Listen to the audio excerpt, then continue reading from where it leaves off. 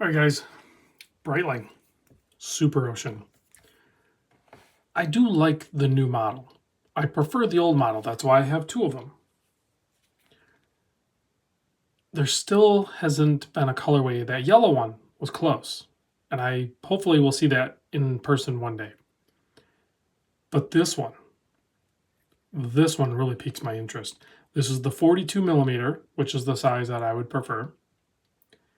And it's in bronze with green. I really like this. Totally unexpected from Breitling. Was not something that I would have been able to predict. It is a boutique only edition. I think you can get it online too, but it's primarily like a boutique. So for this one, if you want this one, you're going to want to hit up Richard at Saltzman's in Rhode Island. Link in the description. These have a premium over the standard models. This one is $5,500. I'm not sure how many they're going to make. That's not like a numbered limited edition, but I suspect it kind of is. I could be wrong, but I could be right. I'm trying to do my best not to touch the case too much because the oils on from my skin will promote corrosion on the case. They did use a special blend, they said, for their alloy to be corrosion resistant.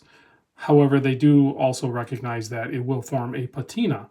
So I don't want to do that. It's a brand new watch. They actually sent over a pair of gloves for me to wear while they're doing this, but I just can't. So case size on this, 42 millimeter. Lug to lug is 47.7. Absolutely love this color. The thickness, or rather thinness of this is only 12.5 millimeter. I'm trying to get this thing to focus a little bit better. The lug width, 22 millimeter, and this rubber strap, which you're going to have to cut to size. So if you can, maybe have the boutique do it for you, or you can do it, but do it in slow increments because you can't add material back on. Tapers down to 18 millimeter, and then you have a really nice matching color, because this is not bronze. This is going to be stainless steel, and it's colored bronze. Fold over clasp with the quick adjust on it. So that is going to be super cool. The case back is also stainless steel, and it's going to be coated with a PVD or something like that to make it look like the same color as the bronze, but it's not going to patina. And a little bit of me, when I zoom in, I'll probably try to show this, I suspect, and I could be wrong, that the bezel might even be a different material. I'm not 100% convinced it's bronze. I couldn't find definitive information on that. So if you guys know, let me know. Has a screw down crown, 7.5 millimeter, nice oversized crown with a signed Breitling B on there. Tons of traction on this. It's probably only a matter of time before I end up with one of these newer Breitling Super Oceans. And I suspect it's either going to be this bronze one or it's going to be the yellow dial one. And I'm leaning, as much as I'm gushing over this one, I'm actually leaning over the yellow one because I truly wanted the yellow one in the older Super Ocean, but they gave it to us in the newer one. So you got to be able to roll with things, right? Inside this, as I zoom in, is a really well done automatic movement. It boggles me. I've had this discussion with a few friends that Breitling hasn't built their own simple three-handed, with or without date, automatic movement. I think that's the next logical step. Breitling, you need to do that. I know you are using chronometer grade. All their movements are chronometer grade. So this is a COSC, certified chronometer grade. And they do their own little touches to it. It's going to have a special Breitling rotor, and it's dialed up a bit. But they call it the Breitling 17, but I know for a fact these newer Breitlings are actually using the Salida SW200. 26 joule, 38-hour power reserve. I don't have a problem with that movement. But Breitling is a luxury brand. We're paying luxury prices. Let's see an in-house Breitling movement. It is time. There, I've said it. Let's do it now. Breitling, please give us an in-house movement for these Super Oceans and your entire lineup. Obviously, I'm hyper-focused on the dive watches because that's where I like to, what I like to wear, but they have a host of other watches that are three-handed that they could easily use that movement in and keep it all in-house. So anyway, I know it's a huge investment, but I think it's worth it. So you have 120 click bezel. I have to turn the bezel. I'm just going to use a thing here. So you have to hear this. It is a great sound. The bezel action, I will say, is I think arguably better than the old one, but it's definitely different. It's a traditional construction, meaning that the bezel snapped on with a click spring and a gasket for resistance tension, versus these older ones actually had little screws. I'll try to show it in a little bit.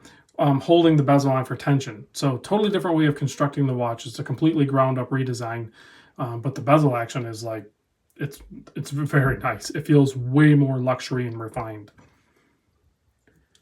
which is better. It's a $5,500 watch. And even the non-bronze ones, the regular ones are like, they're sub 5,000, but still, it's a lot of money. I'm not dismissing that. All right, let's zoom back out. I'm going to pop this on my wrist. I'm not going to touch the bronze because I got the case back separating it. But here it is on my 7 1/4 inch wrist. Tell me that doesn't look fantastic. That green and gold tones with the bronze, and it's going to warm up because you have all those gold tones in the inner part of the watch. It's still going to have that overall look. And you can keep the bronze close to this, let it warm up a little bit. You don't have to let it go full on patina. You can still wipe it down and clean it really good and everything. You don't have to do a refresh on it to maintain a really good look to it. So there's different levels of how you want to take care of and how you want your bronze to look, and you can do whatever you want. That's the beauty of bronze. It's the level of patina on it is entirely up to you. This is such a good looking watch. Home run for sure. All right, let's show it next to the old guy here. Yeah, it's just a more refined looking watch. I'm really warming up to it. I'm going to see if Richard at Saltzman's can send me the yellow dial one, and tell him to send the full box and everything, because it might not go back. I don't know. I'm really warming up to it, guys. You know, is it enough to overthrow the old ones? I don't know. I don't think so, because I like the cartoonish nature of those. This is a much more serious vibe with a luxury twist, and I dig it. All right, let me give it a quick blast with the UV light. Let's kill the lights. And then I gotta wipe this thing down and box it back up and send it back. Killer lume. You have those very interesting handset. It's going to be divisive. I know some people are going to hate them, some people are going to love them, but you have the seconds hand sweeping there with a lollipop. Then of course you have that. The minute hand is that huge square block. So it's